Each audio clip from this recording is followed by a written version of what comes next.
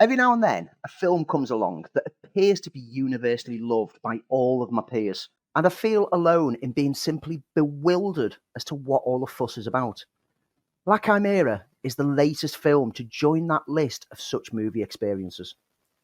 A chimera is an unrealistic idea or a hope that is unlikely to be fulfilled, and for Arthur, played by Josh O'Connor, a British archaeologist who's just been released from prison after being caught stealing artefacts from tombs to sell to a dealer named Spartaco. His chimera is his ex-girlfriend, Beniamina. The film begins with Arthur on a train to visit her family home, where Beniamina's mother welcomes him fondly, but her other daughters feel he's freeloading off their mother. In addition, the housekeeper starts to build a mysterious connection with Arthur, and Arthur also soon reconnects with his fellow thieves and begins using his innate and mysterious skill at seeking new tombs to explore and raid to make some money for him and the gang, once again dealing with the mysterious Spartaco.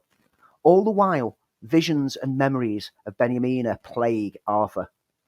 The first hour of this film felt somewhat unsure as to what it was trying to be.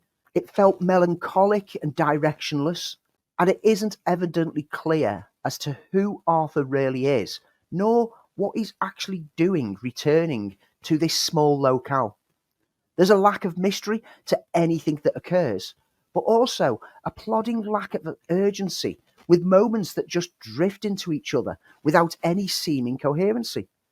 Maybe that was the point, as Arthur appears to be lost in his own melancholic stupor at times and almost dreamlike memories.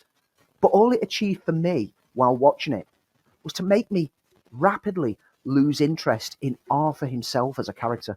The various members of the town around him all felt underdeveloped and suffered from just simply being somewhat unlikable.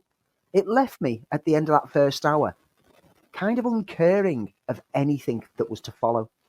The second half of the film plodded through, failing to grab any of my attention back, and left me cold, lost, and baffled.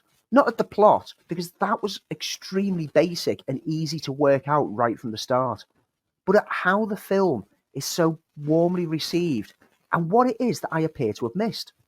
Don't get me wrong, it's beautifully shot, that's for sure, and the sumptuous shots of the locale in which it is set, with creative use of varying film formats to add a touch of magical wonderment to the whole affair. But sadly, that didn't really do anything to bring me back in and engage with a tale that lost me so swiftly at the start. I do feel that maybe this is a film that I'm going to give another watch sometime down the line to see whether or not I just wasn't in the right frame of mind for this kind of film. And maybe that second time will open me up to the film more.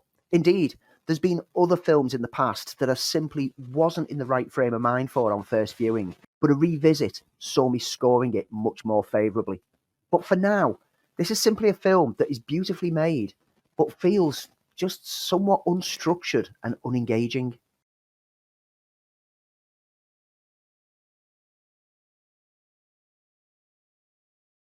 When a group of friends stay at a house in the woods, they find a secret room with weird curiosities. One of those curiosities is a tarot deck, which they convince one of the party to do readings for all of them. However, they soon find that doing so has unlocked a curse that will see them face their fate in twisted variations on what the tarot reading was. In a film that feels so familiar to anyone who has seen any teen horrors of the past few decades, especially those of the Final Destination series. Tarot was co-written and co-directed by Spencer Goen, who was the writer on such films as Extinction and Moonfall, and that should pretty much tell you all you need to know about how tropishly generic and bland this film is. Lifting heavily from so many other properties, much better properties at that.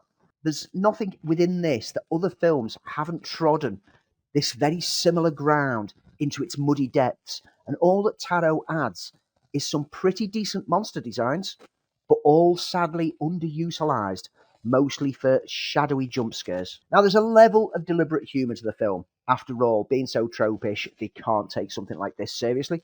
And to be fair, some of it does work well, especially when it involves Jacob Batalon as Paxton.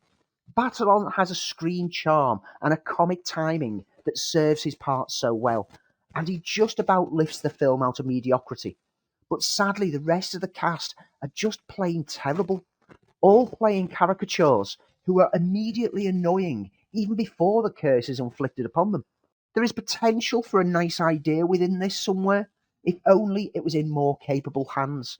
But instead, what we get is a regurgitation of moments that have been played so much better in other films, and a flat overall result that fails to thrill, chill, or indeed scare.